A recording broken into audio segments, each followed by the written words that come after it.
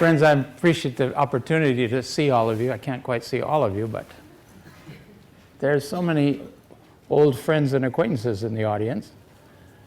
Do we have some new people here that we haven't seen before? I'm sure you must have some. Can you raise your hand if this is your first Baha'i meeting, just so I have some idea? There's a few. Okay, thank you. You're sitting close to well-informed Baha'is. They'll be able to tell you all the things that I won't tell you tonight. But I'd like to give a talk that's a little bit of an overview about the cause and some of the things that I've been thinking about in recent times. You know, having left Haifa and the positions that I occupied there, I now am situated in California. So I usually tell the friends that I'm not here to give you a call or rally to action, as I feel that's inappropriate now that I have a hammock in California. But I do like to move around, and it has, after years of reading piles and piles of administrative papers, I'm happy to be able to look at the writings again. And they're full of, as you know, full of excitement. And when they asked me for a subject tonight, I said the coming of age. I wasn't sure just exactly what that would mean, but it seems to me it's a broad enough title that I can include all kinds of things under it. Nabil said the coming age, but I'm not quite sure if I could address that properly. So, coming of age, yes, coming of age, both of it is at an individual level, as individuals, and coming of age as part of the social evolution of mankind is a theme that, as you know, recurs over and over in the Baha'i writings. And the two of them, in a sense, run parallel. The additional requirements, the opportunities, the blessings, the obligations that are related to coming of age as a Baha'i at this time, in this period of the faith, I think are fairly clear to all of us. The coming of age of mankind is part of a long social evolution, we're told, in the writings of Shoghi Effendi, that began as early as Adam, with Adam, and has moved through different stages representing various periods of unification of mankind. First at the family level, and then at the tribal level, and finally at the level of the city-state, and now nationhood, which has really reached its prime during the time we're alive, and is calling for a new stage of development in social evolution, which is the global stage, and which, as you know, Baha'u'llah has announced is the intention of God, the wish and desire of our Creator in this day, that we might become as one people, that we might realize the unification of the whole human race. And at the same time, we've been then gifted with inspiration and new sciences and new developments which really have put us all, as someone said some years ago, into one neighborhood. Being now so close physically, we have to learn to be close spiritually. And part of that coming of age is a great change in the way we view each other. And moving in this unity, towards this unity, we see all kinds of signs of it in the outside world. We look for them, I think, as Baha'is, because we're interested in seeing those signs of progress towards the goal. But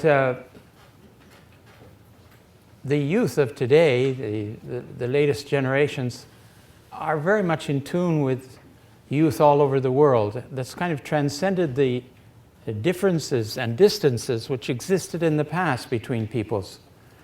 So in the field of sport, for example, there's international awareness of athletes and what they're doing, and think of the Olympic Games as a stage for the recognition of the oneness and wholeness of the human race. Or modern music. It has some of its downsides too, but it's listened to all over the world faithfully.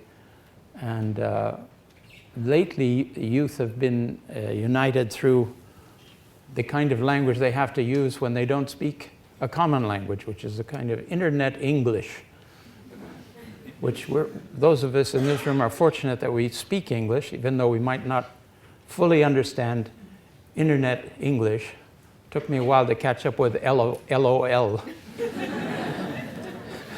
I write things and people would write back LOL. And for a long time I thought it was lots of love, but some of the things I was saying didn't match that particular expression. So.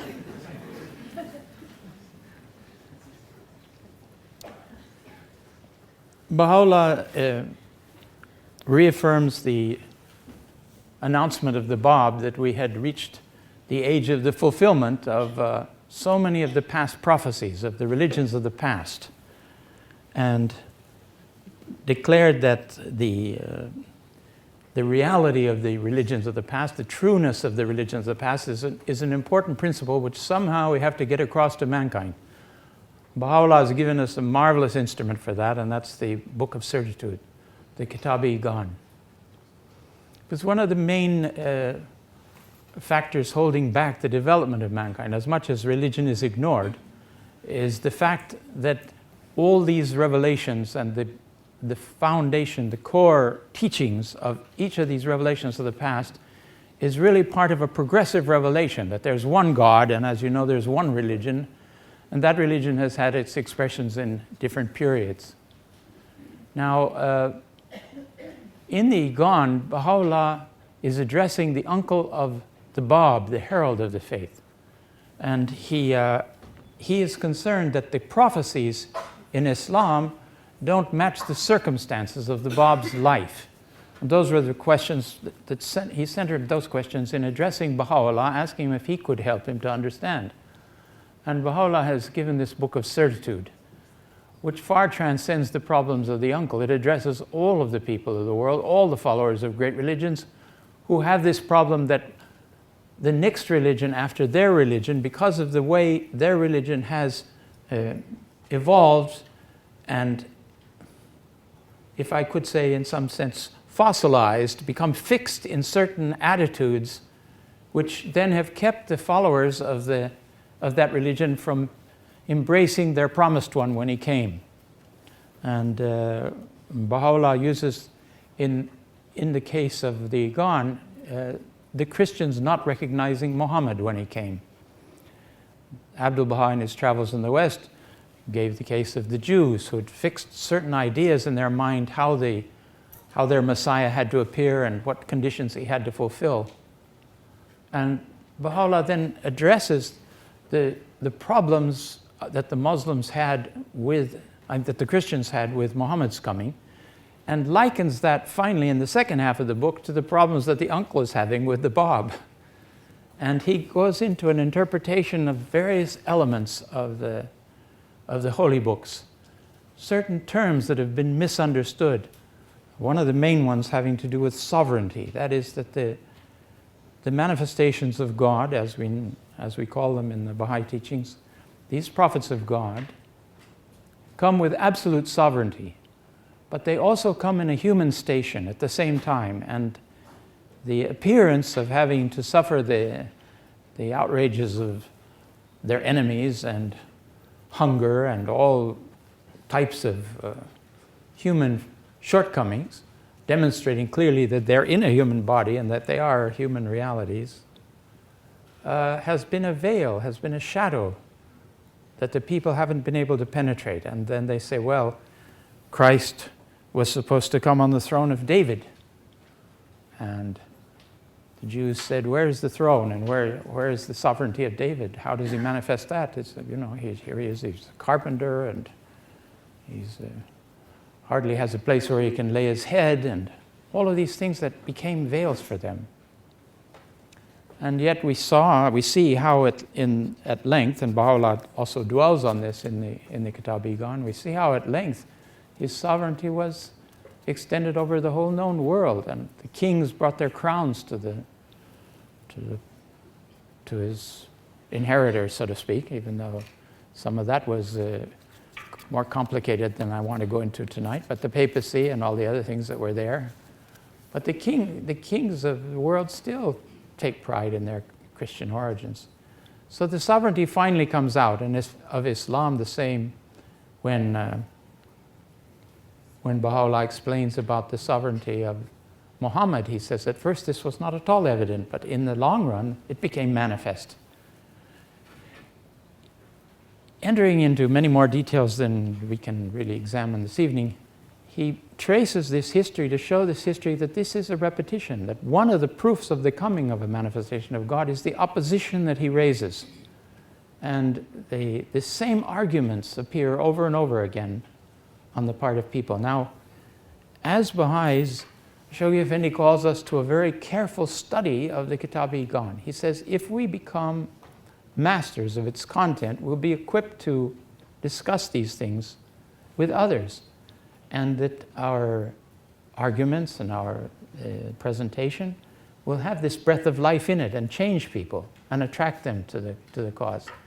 Now, I know now we've come some period since Baha'u'llah's coming, and so many people have just moved away from religion that it may occur to us that they don't want to hear about such things, and indeed it may be. But on the other hand, I think any sensible person, when he hears the whole plan of progressive revelation from Adam until now, and this concomitant parallel social evolution of mankind, is going to be struck by the beauty and symmetry of it all.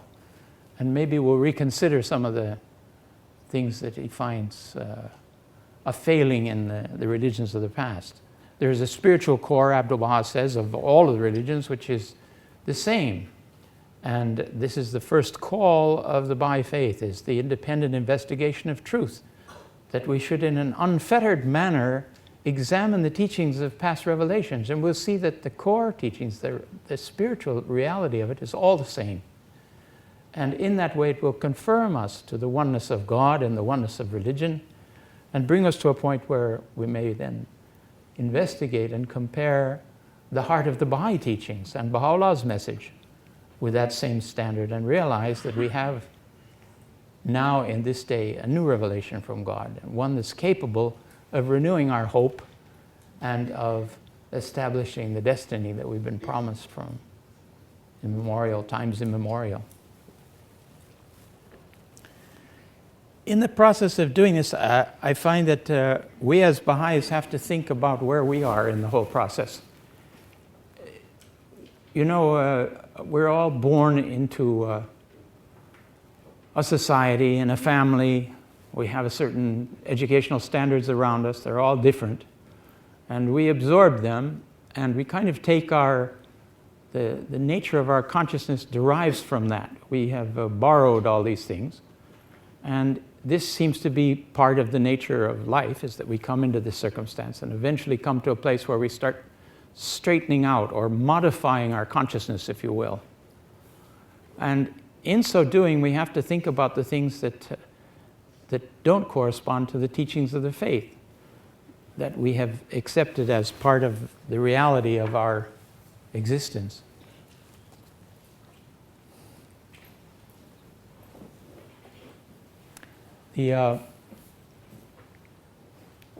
That would include the attitudes of our parents towards the faith, even when we're Baha'i Zadehs, even when we've been born in a Baha'i family. There's certain inherited ways of looking at life and what's proper and what isn't, and what can be done and what isn't, which don't necessarily correspond to the Baha'i teachings. And we have the challenge then of looking at that in our own lives. We have the challenge of our peers and our surroundings giving little importance to religion in daily life and so on. We have the concept that we've absorbed ourselves that maybe Sunday is an appropriate time for religion, and the rest of the time, probably not. That we have a concept that some of us have imbibed, that the Baha'i standard is so high that I can't get there anyway, and here's the standard of the world, and here's Baha'u'llah's standard. So I'll put myself in the middle somewhere. After all, Baha'u'llah does say moderation, doesn't he say moderation? So now we have this moderate position, which, as far as I can figure out, is halfway between hot and cold. In other words, lukewarm. And I think Christ says the Lord will spew the lukewarm from his mouth. Well, it doesn't sound like a very pleasant experience. I think we should rather hold to the standard of Baha'u'llah. Now, the standard of Baha'u'llah, I would say, is moderation. So if you want to exceed that standard, you may be immoderate. And if you want to do more than Baha'u'llah asks you to do, which I can hardly figure out what that could be, then you would have gone out of the limits and you would have been fanatic. But to adhere to Baha'u'llah's standard, which is such a challenge to us anyway, is very, very important to absorb the teachings. Now, it seems to me we have this kind of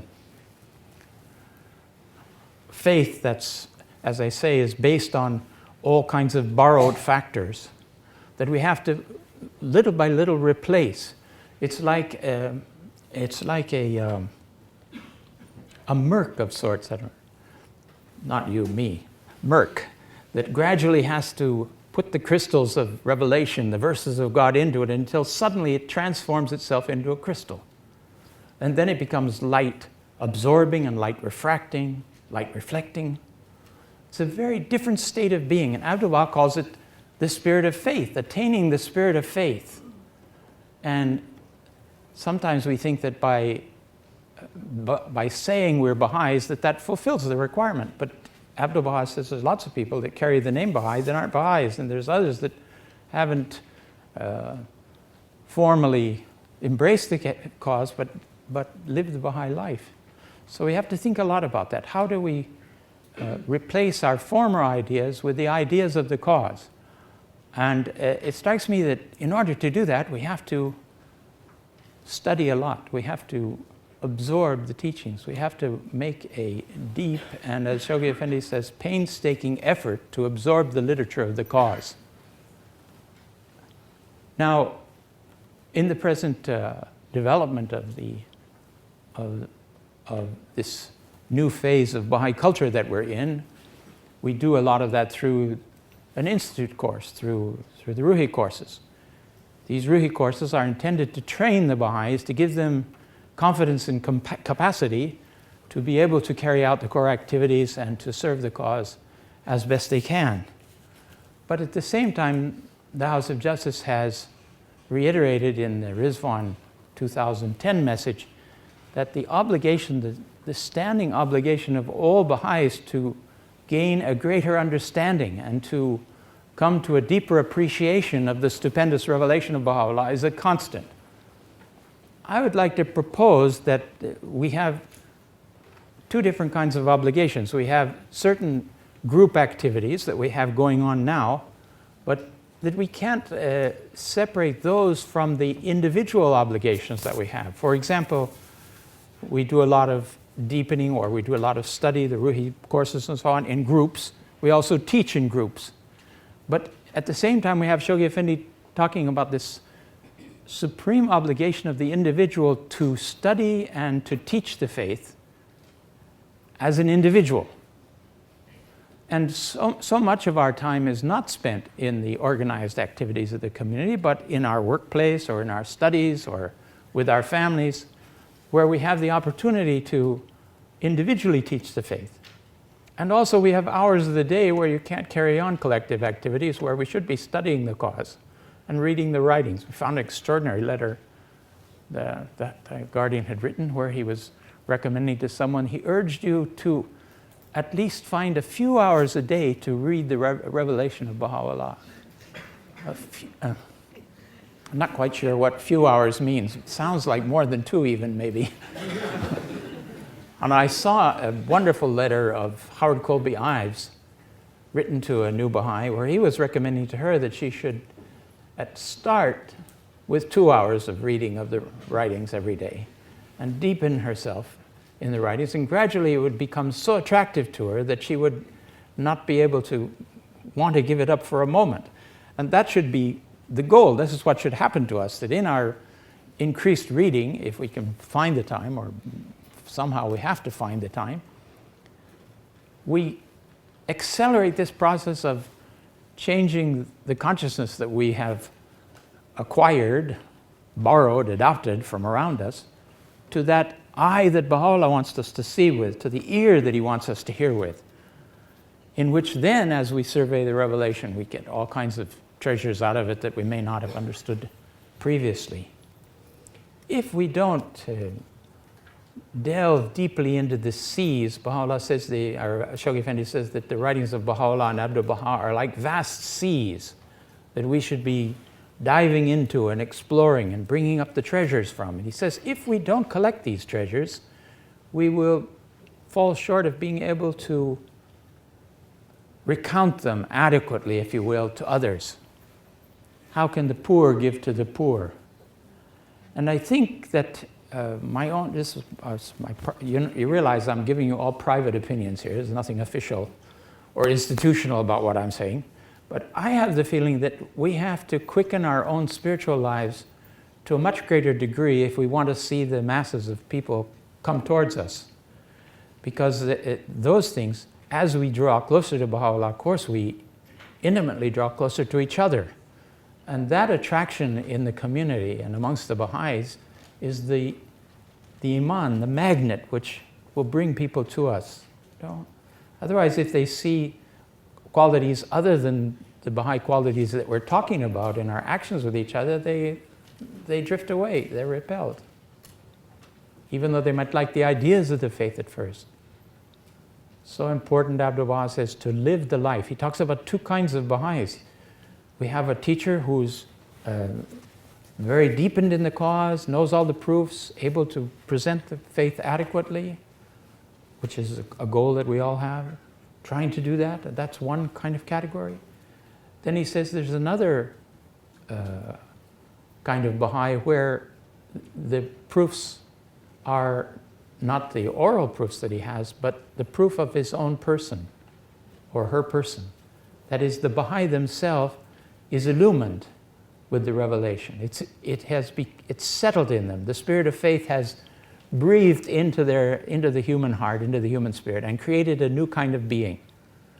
And we hear about this new race of men, but somehow it seems very far off. As far as I can understand from what Shoghi Effendi said, that new race of men is the one that's wholly dedicated to the will of God.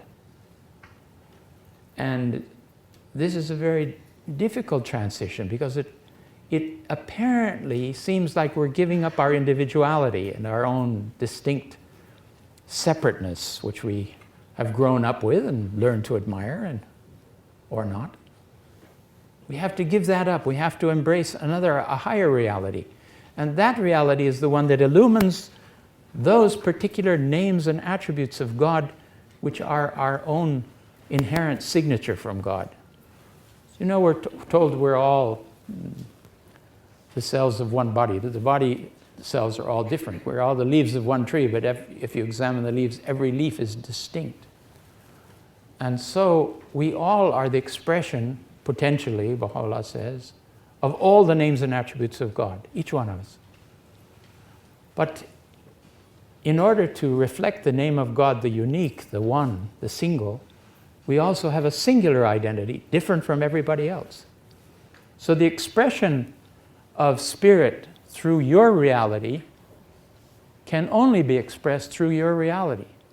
It's a one-time thing. It's coming into the world of creation, and in the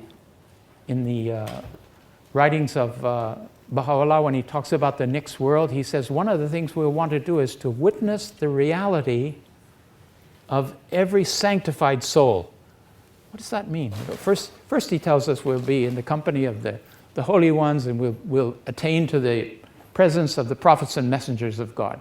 And they will inquire of us that which we have, what has befallen us in the path of God. And so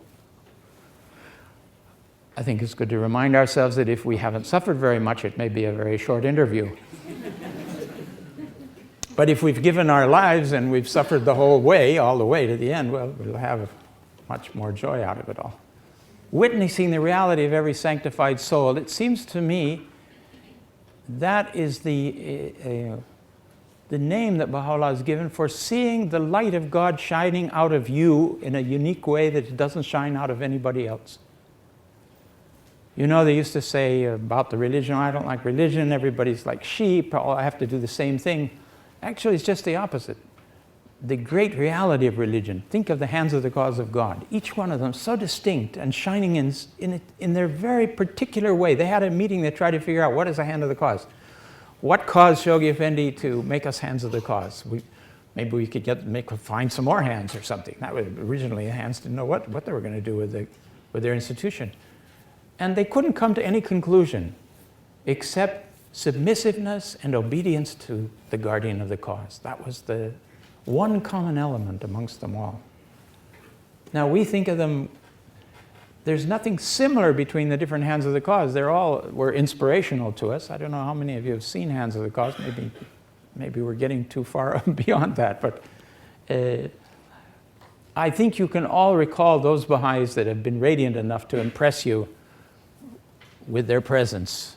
And you realize that they have somehow attracted this light of God, the light of their inner spirit. They've set the lamp of their own inner being aglow, and that is so attractive. And they have an appeal then immediately to other people. So this is this other kind of Baha'is that have the light of God now established in them. They have acquired the spirit of faith. Abdul Baha says the spirit of faith is the Holy Spirit, the breath of the Holy Spirit breathed into man. Now, that's something that's active. It isn't something that is acquired and that's the end of it. It has to be renewed all the time. So we're not always steady in our position of faith. It goes up and down. Abdul Baha talks about interpreting one of the hidden words where he talks about the heights of fidelity. He said that this is a very high station. There is a very high station of faith that one can attain to, but he said it's very difficult to maintain it yourself there. You come into it for moments perhaps, and then you drop back again. So this whole attitude of becoming what Abdul Baha calls incarnate light in the divine plan, he calls upon us to become incarnate light. The challenge is terrific. And I think at times we don't. I mean, I know myself, I wonder what exactly that means. I see it sometimes in other people, but. Now, because the unique set of names in you is different from anybody else, your contribution that you can make to the cause can't be made by anyone else. It can only be made by you. And you deprive creation, if you don't develop this level of perfection, you deprive creation of that expression. So in a sense, you bear a kind of a weight of guilt about that. Because God has given us the message, He's given us the revelation. What are we doing with it? Are we headed to the goal? Or have we sat down and decided it's too difficult, or made excuses for ourselves, all of which brings then tests and other difficulties to develop our awareness and our wish to improve? What do the prayers say that we say every day? Shoghi Effendi, in the last years of his life, in so many of the letters that he wrote back to the friends, talked about, and in messages in general too, talked about 4 aspects to Baha'i life. He said they were prayer, meditation, study, and action. And sometimes with the pilgrims he'd elaborate a bit. He said we should, for prayer as an example of prayer and meditation, we should look to the Persians. And for study, we should look to the Germans, who were nothing superficial. They had learned Arabic and Persian, and I mean, he was, of course, thinking about the hands of the cause that he eventually named. And action at that time, in any case, he said, look to the Americans, because they had so many of them risen in the beginning of the crusade and gone out to open these very difficult places. I mean, housewives going to strange islands in the Indian Ocean and things like that. It's quite a challenge. So he says these should be in balance, in equilibrium in our life. And the action is the only one really that relates to collective activity. You can have study classes together, and you can have devotionals together, that's true. But these 4 are something going on at our own inner level, and we have to draw from them the strength and integrity of our service, of our action. And if we get too concentrated on the outside methods and ways of the plans and so on, without this fortification, this inner fortification, this spiritual fortification, we lose our push a little bit. And we find ourselves then saying, well, I'm a little bit tired to go out. I don't know. I can't go to another reflection meeting. I don't see anybody reflecting there. Does it occur to you that maybe you're supposed to bring something to that meeting?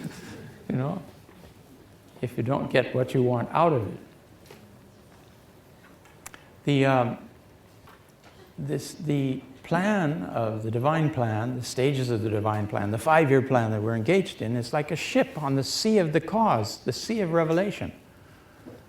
If the revelation is lost from sight by us not continually renewing and expanding our vision, this boat's going to end up on dry land, you know.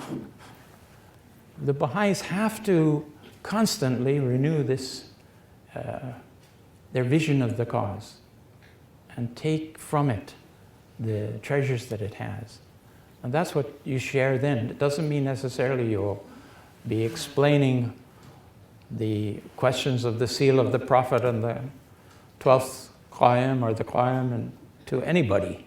But the breadth of vision that you have about the cause will inform the simplest of explanations that you give about the faith. In other words, it's a presence with us, isn't it? And then from that base, you feel the inspiration. Also, the Baha'u'llah himself says we should teach ourselves before we teach others. We have to enrich ourselves so that we have something to give. And of course, that's a kind of opposite on the globe to the fact that he can inspire anybody that opens their mouths to talk about the faith with whatever he wants. And that happens to us too. But we don't want to just depend on that when we have all these instructions to deepen ourselves and study and acquire the breadth of vision that we need. And that taking those actions then will make teaching a joy to us. And in a recent letter I saw of Shoghi Effendi, he said, if we take these steps, these 4 steps and so on, he says, then Baha'u'llah will send us souls. He doesn't say he'll send us souls anyway. We have to go look for them most of the time. But he says if we take the right inner actions, then Baha'u'llah will lead souls to us and we'll find waiting souls. There are waiting souls all around us. I think he doesn't always connect us because we're a little bit under the mark for awakening them spiritually. You know, it's like the House just said years ago, some of the places we went, we did such fast teaching, he said it was kind of like a vaccination of the population against the faith. They embraced the cause, they loved the cause, and we never went back. Then they, when you go back the next time after 2 years and say, I have a list of here, some Baha'is and so on, they say, oh, they don't care to know about it. And that was part of the reason why we've gotten into a much more elaborate system for the expansion and consolidation of the faith, because we were losing numbers of those that came in the 80s, the 70s and the 80s. They were going out again. Baha'is who were teaching them were very excited. I was amongst them, excited, but we almost never went back again. The idea was current in the community that Baha'u'llah will take care of his own. And if you got assigned a consolidation task and had to go try to find those old believers, you became disheartened very quickly. Because they can't be left to their own devices, as Shoghi Effendi says. You have to stay with the new believers. Now that happens right now in our study circles and things. The study circle provides an example of Baha'i fellowship. It also provides a certain continuity of interaction with the other Baha'is that helps to consolidate the people, apart from whatever they happen to be studying in the Ruhi Book 1 or 2 or whatever it is. So this is led, particularly in third world countries and places where the friends gather together, has led to a new kind of association that they have. And it's important for us to recognize that's part of the process of being able to attract and hold masses of people, which, given the message that we have, we want to get it out there so that it will provide the basis for this new world order that Baha'u'llah has promised will come into being.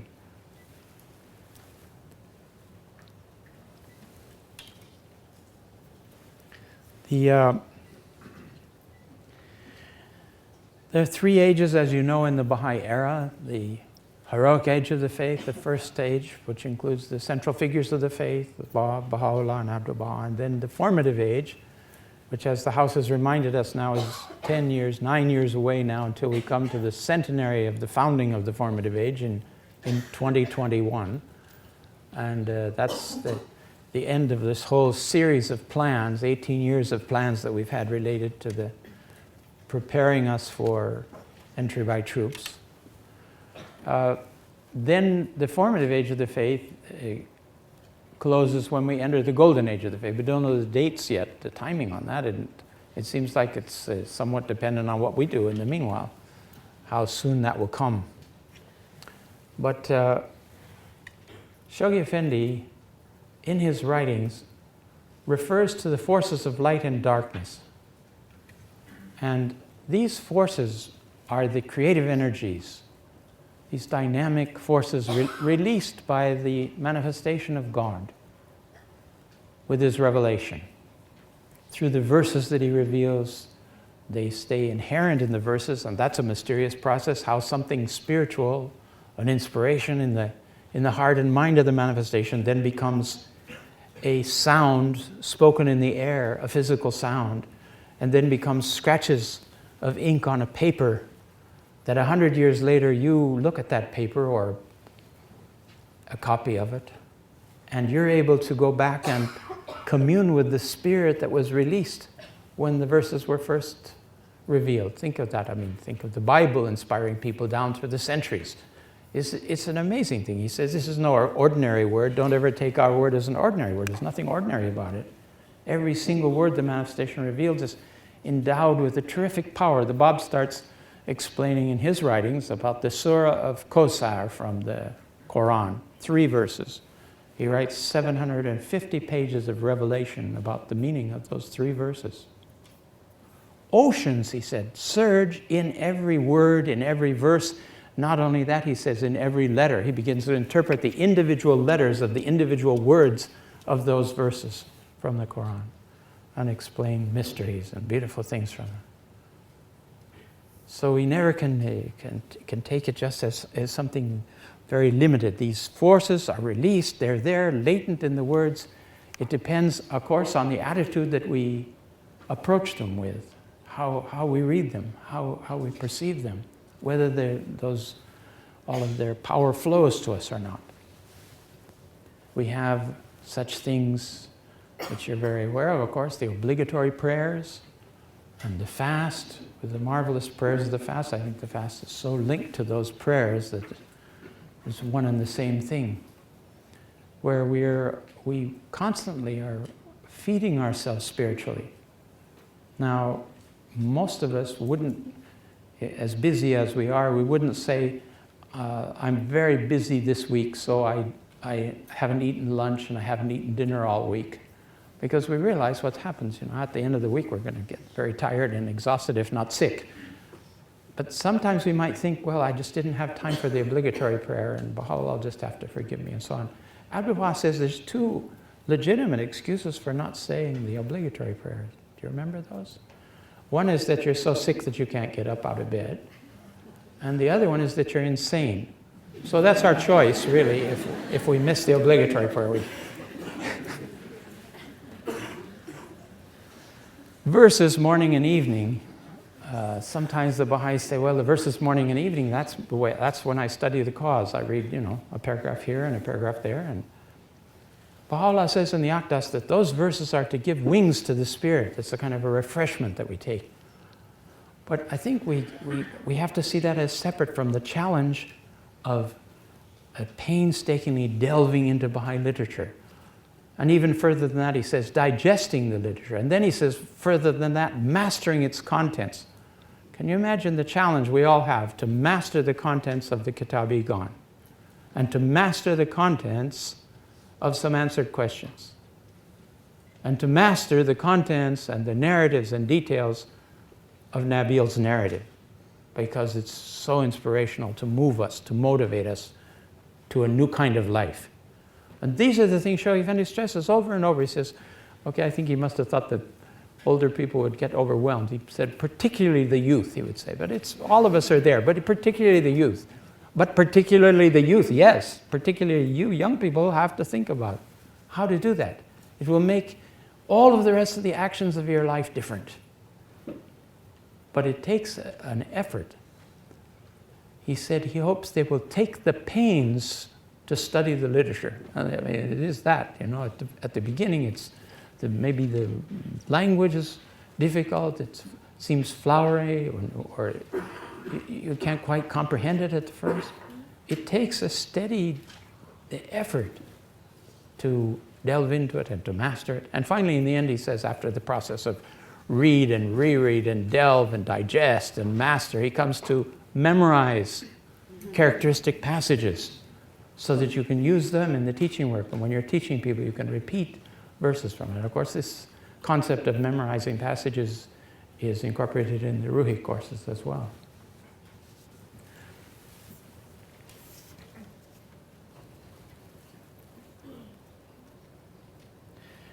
The three ages of the faith with respect to the forces that have been released, Shoghi Effendi connects three terms with them. With regard to the forces in the heroic age, he talks about their being infused or instilled into creation, into the world.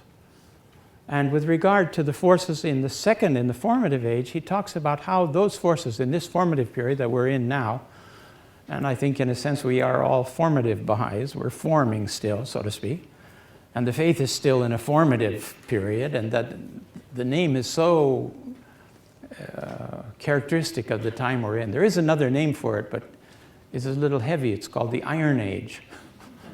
And you may be able to identify with that at times too. So now he says during this age, the light is being diffused. Abdu'l-Baha talks about the divine plan, diffusing the light of God all over the planet, all over the surface of the planet, to all the different countries. And the scroll of the Knights of Baha'u'llah was based on the territories mentioned in the divine plan. And when they were had all been opened, then we had the ceremony in 1992 of placing this scroll that the Guardian had originally created just inside the entrance of the shrine of Baha'u'llah. Those marvelous souls, the Knights of Baha'u'llah, are preserved, names are preserved there, and of course the copies are available also for us to see. It's quite, I have to stop for a second and tell you a little story. At the dinner table in 1952, as the story goes, Shoghi Effendi was saying that he's going to single out these people that settle in these territories during the Holy Year. And he's thinking of calling them Knights of Baha'u'llah. And Ruhiya Khanum pipes up and she says, "What are you going to call the ladies, Shoghi Effendi? Knighties?" Those present say Shoghi Effendi didn't skip a beat. He didn't look at her. He just went on with his explanation.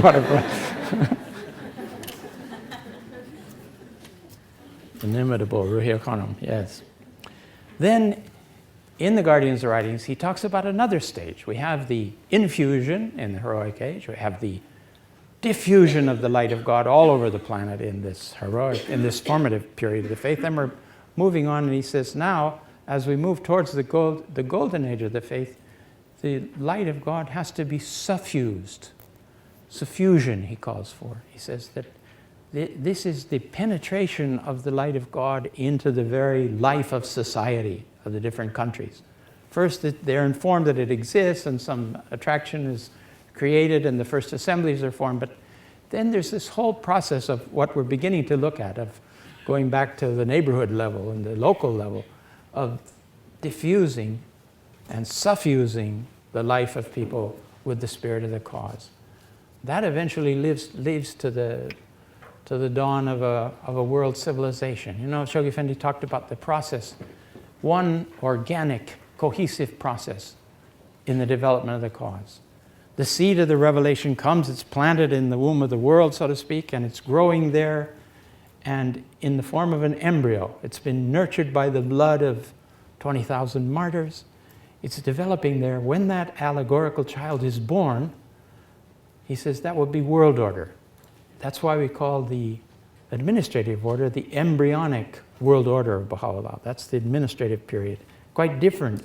An embryo behaves differently from a fully born creature. So now we have this young baby that's the world order of Baha'u'llah. He says that then has to grow to adulthood, and that's world civilization. One single process.